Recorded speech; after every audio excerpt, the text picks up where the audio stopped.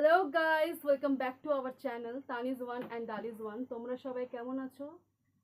আশা করছি তোমরা সবাই খুব খারাপ আছো আর আমরাও খুব খারাপ আমাদের পশ্চিম বাংলার প্রত্যেকটা মানুষই খারাপ আছে বিকজ আজকে হচ্ছে স্বাধীনতা দিবস। আর আজকে স্বাধীনতা দিবসের দিন আমরা এই প্রথমবার মানে আনন্দের সাথে খুশি মনে তোমাদেরকে এটা উইশ করতে পারছি না যে হ্যাপি ইন্ডিপেন্ডেন্স ডে। মানে আমি এটাই ভাবছি, এটা কি স্বাধীন দেশ, এটা কি স্বাধীনতা দিবস যেখানে নারীরাই, মেয়েরাই, মহিলারাই স্বাধীন নয়। কি এটা নারী দিবস, কি বা একটা স্বাধীন দিবস যেখানটায় মেয়েরা কোনো নিজের কর্মস্থানে সে সেফ না, সে নিজের বাড়িতে সেফ না, সে নিজের পাড়াতে সেফ না। তাহলে কি বা স্বাধীনতা দিবস বা কি বা নারী দিবস?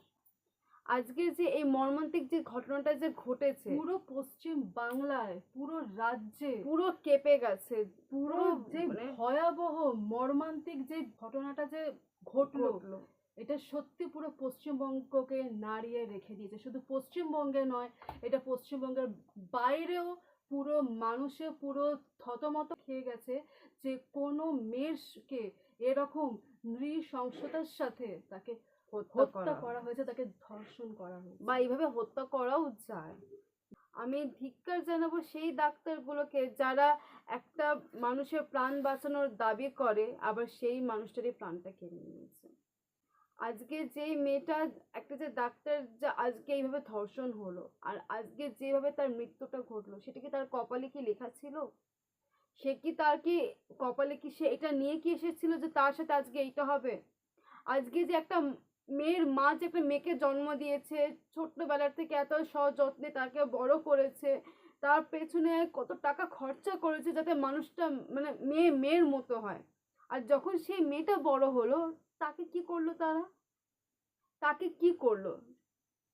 নিমিষে তাকে মেরে, তাকে রেপ করে, তাকে ওখানে ফেলে চলে গেল অর্ধনগ্ন অবস্থায়। এত ভয়াবহ ভাবে মৃত্যু, এত ভয়াবহ ভাবে মৃত্যু, মানে মানে মানুষটাকে প্রথমে মানে কি বলবো, অত্যাচার হয়েছে তার উপর, টোটালি টর্চার, দেন মার্ডার প্লাস রেপ। মানে বলি কি, তোমরা কি মানুষ নাকি মানুষ নামে পশু? কোনটা তোমরা? মেয়েটার সাথে যখন সেই দৃশ্যটা হচ্ছিল বা যেই সময় মেয়েটার সাথে এটা ঘটেছিল, মেয়েটা কতটা ব্যথাতে কাতরেছে সেটা হয়তো মেয়েটা ছাড়া আর কেউ জানে না। সত্যি মেয়েটা লিটারেলি, মেয়েটাকে 100টা ওকে কামড় বসিয়েছে ওর পুরো গায়ে, মানে ওর পুরো মাংস খুবলে নিয়েছে। মানে এটা কি কোনো মানুষ পারে? মেয়েটাকে উল্টে দিয়ে মেয়েটার পিঠের ওপর বুট জুতো পরে ওর উপর এমন ভাবে হাঁটাচলা করছে, মেয়েটার আর সেটা সহ্য করতে পারেনি। মেয়েটার মাথা ফাতা পুরো একদম খুকলে গেছে, নখগুলো, হাতের নখ, এই যে নখ, এইটাকে ওর টেনে টেনে টেনে হাতের 4-5টা আঙুল নখকে ছিঁড়ে ফেলে দেওয়া হয়েছে। এটা কি মেয়েটার কপালে ছিল? মেয়েটার কি নাইট ডিউটি করাটা কি ভুল ছিল? ও নিজের ডিউটি সেটা পূরণ করতে গেছিল, সেটা ওর ডিউটি ছিল।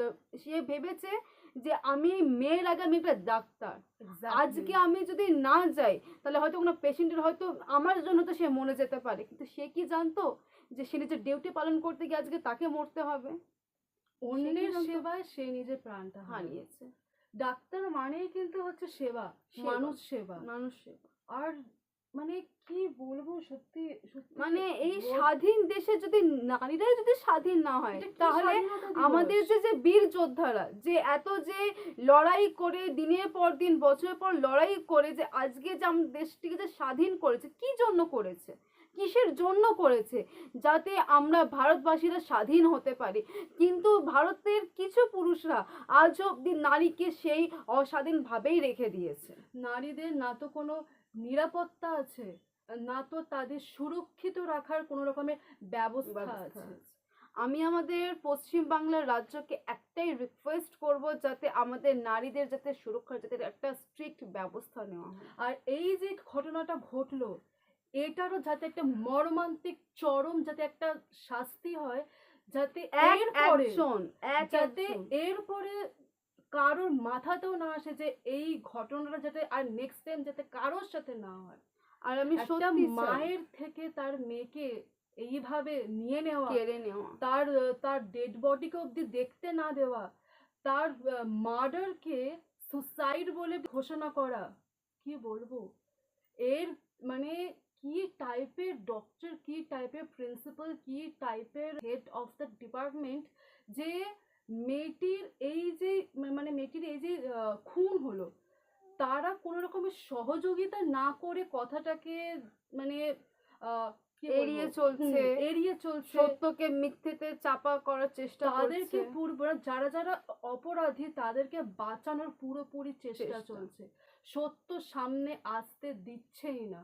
হসপিটালে টোটালি ভাঙচুর করা হয়েছে প্রমাণকে মেটানোর জন্য, মানে কি তাদের বলবো? মনে এত ভয়, ওরা কিন্তু ভয় পাচ্ছে, যেই পরিমাণে আন্দোলন হচ্ছে, যে পরিমাণে মিছিল বেরোচ্ছে, ওদের মনে কিন্তু ভয় আছে যে এবারে কিন্তু আমি আর বাঁচবো না, বা আমরা আর বাঁচবো না। আর শোনো, এখানে তো পাপ একটা মানুষ কিন্তু তো বাপকেও বাপকেও ছাড়ে ছাড়ে না। না। এক্স্যাক্টলি। পাপ যখন তারা করেছে। এক্স্যাক্টলি। আহ, শাস্তি কিন্তু তোমাদের নিশ্চিত, যেই এটা করে থাকুক না কেন। সত্য এখনো আসা বাকি, এখনো অনেক তথ্য আসা বাকি। আমরা চাইবো যে যারা এসব করেছে বা যার পিছনে এরা আছে, তাদের যাতে চরমতর যাতে তাদের শাস্তি হয়, যাতে নেক্সট টাইম এরকম ঘটনা যাতে না ঘটে। আর আমি একটা রিকোয়েস্ট করব আমাদের মাননীয় আদালতকে, যে একটাই রিকোয়েস্ট, যে রেপের শুধু মানে এমন না যে রেপিস্ট একবার করলো, রেপ করলো, তাকে একবার শাস্তি দিল, তার একটা যাতে পার্টিকুলার শাস্তি হয়, যে যে রেপ করবে তার এই শাস্তিটাই তাকে পেতে হবে। আর সেটা যাতে মর্মান্তিক, যাতে ভয়াবহ হয়, যাতে করতে সে যাতে 10 বার ভাবে, 10 বার না, যাতে সে 100 বার ভাবে যে আমি যদি আজকে এই যদি পাপটা যদি করি, তাহলে আজকে আমার কিন্তু এই দোষটা, আমার ক্ষতিটা কিন্তু হতে পারে। এটাকে একটা নির্ধারিত করে দেওয়া উচিত। যেমন কি চুরি করলে তোমাকে জেলে যেতে হবে, ডাকাতি করলে জেলে যেতে হবে, জেলে গেলে এই রেপিস্টরা শুধরাবে না, এদের অঙ্গ থেকে তাদেরকে নিঃসঙ্গ করে দিতে হবে, তবে গিয়ে এরা শুধরাবে। যদি ধরুন গ্যাং রেপ হচ্ছে, 8জনকে তার ফাঁসি দেওয়া সম্ভব না, যাতে করে প্রত্যেকজনকে একটা পার্সনকে একটা যাতে শাস্তি যাতে আলাদা করে নির্ধারিত করা হয়, যাতে করে কিনা কোনো গ্যাং রেপও যাতে না হয়।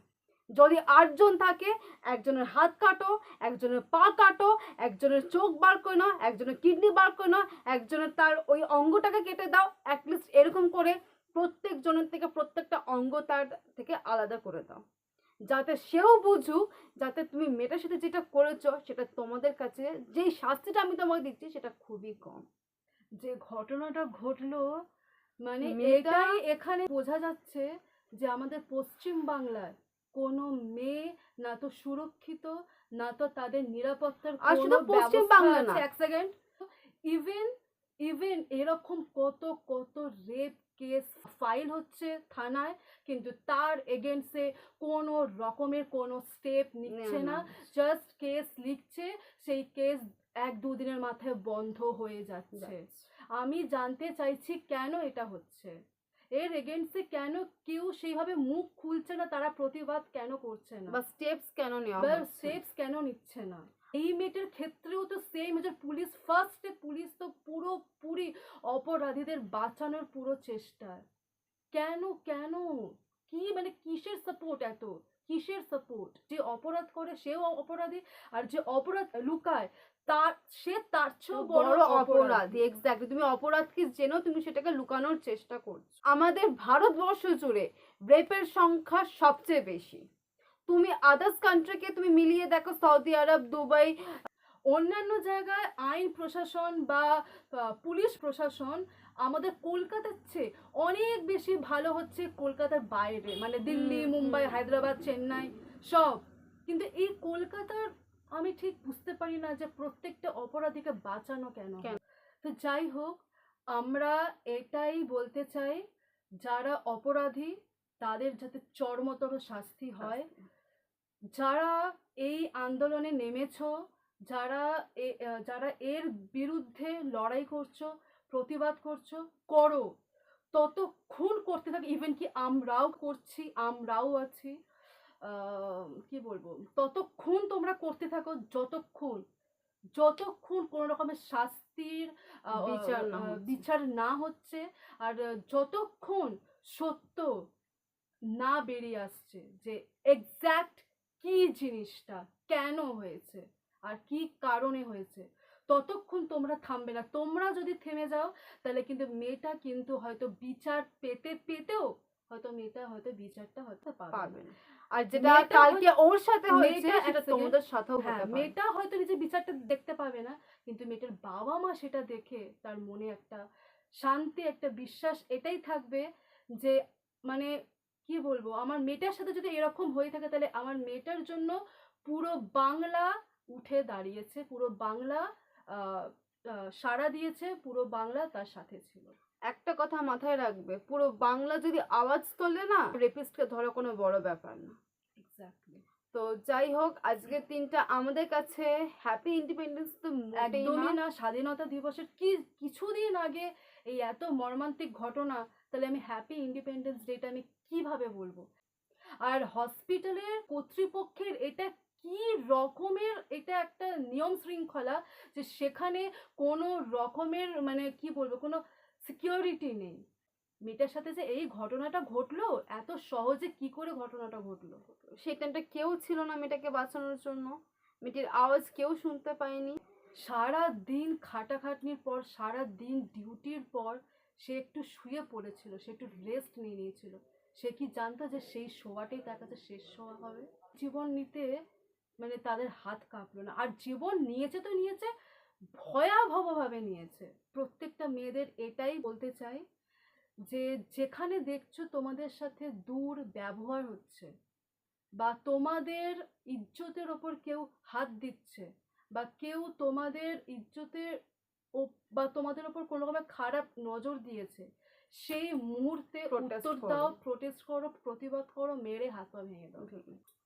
কেউ তোমার হয়ে রুখে দাঁড়াক বা না দাঁড়াক, যদি তোমার মনে হয় বাসে, ট্রামে, ট্রেনে, ট্যাক্সিতে, অটোতে যদি কেউ তোমার সাথে কোনো রকমের মিসবিহেভ করে, আর এটা হয়, হয়েই থাকে, এটা হয়। একটা একটা মেয়ের ক্ষেত্রে এটা ডেইলি বেসিসে হয়েই থাকে। কত এরকম কি বলবো, কত মানে আমার মুখ দিয়ে খিস্তি বেরিয়ে আসছে, কত এরকম ছ্যাচররা উঠে কখনো কুনুই দিয়ে প্রাইভেট পার্টে তারা টাচ করার চেষ্টা করে। বা কখনো কখনো কুনিও ইউজ করে না, ডিরেক্ট হাতই লাগিয়ে দেয়। তো সেই ধরনের আমি ড্যাশের বাচ্চাকে বলতে চাই যে তুইও কিন্তু তোর মায়ের কিন্তু ওখান থেকে বেরিয়েছিস, আর তুইও কিন্তু তোর মায়ের দুধ খেয়ে বড় হয়েছিস। তাই যদি কোনোদিনও নারীকে যদি দেখতে যাস, সবার আগে দেখিস যে তোর কিন্তু একটা মায়ের ঝলক কিন্তু সেই নারীটার মধ্যে আছে। এক্স্যাক্টলি। তুই যেই নারীর যে শরীরটাতে ছোঁয়ার যে চেষ্টা করছিস, এখানে ছুটছিস সেখানে ছুটছিস, তুই কিন্তু তোর মায়ের কিন্তু এই জায়গাটা খেয়েই কিন্তু চুষেই কিন্তু বড় হয়েছিস।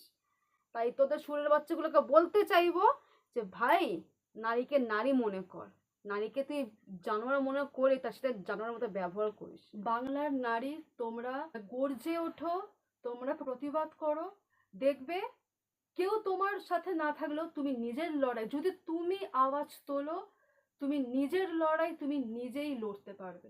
তোমার এই লড়াই লড়বার জন্য তোমাকে আশেপাশে লোকের দরকার নেই। তুমি এনাফ যে তুমি নিজেকে তুমি সুরক্ষিত করতে পারো, তুমি নিজে একাই এনাফ।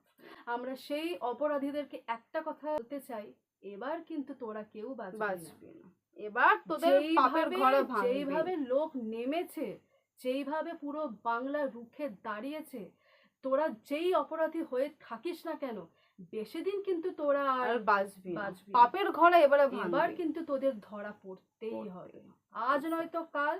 তোদের এই পাপের শাস্তি কিন্তু ভয়াবহ হতে চলেছে, এটা কিন্তু মনে রাখিস। তো আজকে ইন্ডিপেন্ডেন্স ডেটা আমাদের কাছে একদমই মানে কি বলবো, সুখের নয়, আনন্দের নয়, খুশির নয়, বাট আমরা তাও একটা হাসি মুখে তোমাদেরকে উইশ করতে চাই। যতই হোক, আজকে ইন্ডিপেন্ডেন্স ডে, আজকে আমাদের ভারত স্বাধীন হয়েছিল।